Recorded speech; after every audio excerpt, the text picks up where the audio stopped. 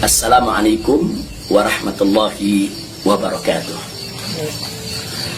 Kepada segenap rakyat dan bangsa Indonesia yang saya cintai, semoga kita tetap selalu menjaga protokol kesehatan, tetap selalu berupaya secara bersama-sama mengatasi pandemi yang sedang melanda kita punya negeri. Insya Allah Allah angkat segera pandemi yang terjadi saat ini. Amin ya rabbal alamin. Nah, kepada seluruh masyarakat, dalam kesempatan ini saya ingin menyampaikan hal yang saya pandang amat penting sekali berkaitan dengan status saya sebagai tersangka di Polda Metro Jaya. Nah, yang ingin saya sampaikan di sini adalah pertama, bahwa saya tidak pernah lari apalagi sembunyi. Sekali lagi saya ulangi, saya tidak pernah lari dan tidak pernah sembunyi. Karena selama ini pada proses pemulihan, saya lebih banyak duduk di Pondok Pesantren Alam Agrokultural Markas Syariat Megamendung. Karena di pesantren ini udaranya sangat asri, segar, jadi untuk pemulihan luar biasa bagusnya. Sekali-sekali saya turun ke Petamburan, saya turun ke Sentul untuk menengok anak dan cucu. Jadi bagian pertama yang ingin saya tekankan adalah saya tidak pernah lari apalagi sembunyi dari panggilan polisi.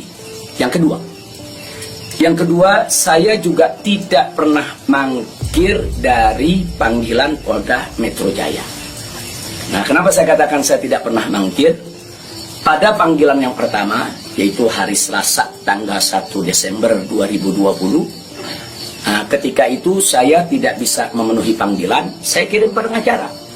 Pengacara datang ke sana, bertemu dengan penyidik, menyampaikan surat secara resmi, minta penundaan, dan alhamdulillah penyidik bisa memahami dan menerima. Nah, akhirnya sepakat bahwa saya diundurkan untuk panggilan yang kedua. Nah, untuk itu saya apresiasi, saya hargai sikap penyidik yang sangat kooperatif, sangat baik. Terima kasih.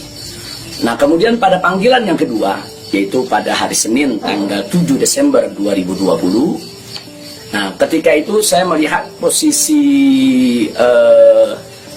pemulihan kita memang masih perlu penambahan sedikit waktu, dan lagi-lagi saya tidak mangkir, tapi saya kirim pengacara saya bertemu kembali dengan para penyidik, kita sampaikan surat, kita sampaikan permohonan, dan alhamdulillah permohonan tersebut diterima secara baik oleh para penyidik. Lagi-lagi di sini saya ingin sampaikan apresiasi dan terima kasih kepada para penyidik di Polda Metro Jaya. Nah, pada hari itu juga, yaitu di pagi hari, Senin tanggal 7 Desember, ada kesepakatan, yaitu antara para pengacara dengan para penyidik, juga dengan keridoan saya, di mana kita sepakat bahwa saya akan datang ke Polda Metro Jaya pada hari Senin tanggal 14 Desember 2020. Itu sudah merupakan satu komitmen. Nah, artinya komitmen, kita akan datang, insya Allah sehat walafiat, tidak ada halangan lagi. Nah, ini yang perlu kita sampaikan, dan komitmen ini kita jaga betul, karena saya akan selalu memegang komitmen dengan pihak manapun kalau kita sudah membuat satu kesepakatan, satu perjanjian. Nah, karena itu di sini yang perlu saya sampaikan juga pada hari yang sama, yaitu pada tanggal 7 di hari Senin tersebut, secara mengejutkan, sebagaimana kita tahu semua, di mana di siang hari Bapak Kapolda Metro Jaya mengumumkan tentang tragedi penembakan 6 Laskar FPI yang selama ini setia mengawal saya. Nah, tentu ini satu peristiwa sebetulnya tidak ada sangkut paut dengan soal panggilan saya. Maka itu pada pagi hari itu saya tetap kirim pengacara, saya tetap mengurus urusan panggilan, karena memang kita tidak pernah sangka kalau penembakan itu berkaitan dengan Polda Metro.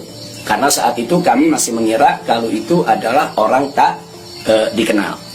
Nah, ala kulihal, setelah itu yang mengejutkan kami pada hari Kamisnya, yaitu tanggal 10 Desember 2020, secara tiba-tiba Polda Metro Jaya mengumumkan saya sebagai tersangka. Ya tentunya saya, para pengacara semua terkejut karena 2 panggilan sebelumnya itu saya masih berstatus sebagai saksi. Dan itu pun belum sempat diperiksa. Rencana pemeriksaan tanggal 14 Desember, itu hari Senin yang akan datang ini. Nah, tapi karena memang pengumumannya begitu mengejutkan, pada hari Kamis tersebut saya sebagai tersangka, kemudian mendengar itu tidak benar kalau ada mengabarkan saya sembunyi, saya lari, tidak benar. Saya tetap berada di markas syariat Megamendung.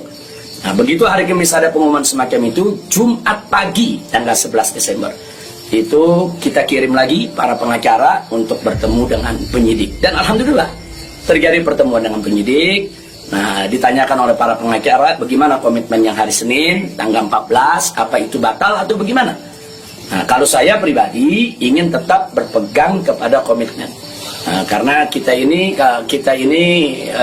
ustadz, dai, bergerak di bidang agama, tidak layak kalau kami itu membatalkan perjanjian atau suatu komitmen. Nah, kita dapat jawaban dari para penyidik. Kelihatannya mereka tidak mau menunggu sampai hari Senin, mereka minta lebih cepat. Nah, pada saat itu juga para pengacara minta kepada para penyidik, ya Habib Rizik siap dipanggil kapan saja, tapi tolong surat panggilannya dibuat. Surat panggilan sebagai tersangka. Kami tidak pernah terima. Tapi kelihatannya para penyidik agak keberatan untuk mengeluarkan surat tersebut. Akhirnya terjadi kesepakatan, kalau begitu cobalah bagaimana caranya supaya Habib bisa lebih cepatlah ke Polda Metro Jaya. Jadi artinya mereka tidak mau melanggar komitmen juga, karena memang komitmennya pada tanggal 14 siap diperiksa. Nah, kita katakan melalui pengacara, kami bukan orang-orang yang suka ingkar janji, bukan orang-orang yang suka mengingkari komitmen yang ada. Tapi karena memang Polda Metro Jaya meminta lebih cepat, lebih baik menurut beliau, saya terima. Nah, karena itu pada malam ini saya umumkan untuk seluruh, yaitu anak bangsa, insya Allah besok hari Sabtu tanggal 12 Desember 2020 di pagi hari, saya bersama pengacara akan datang ke Polda Metro Jaya, insya Allah.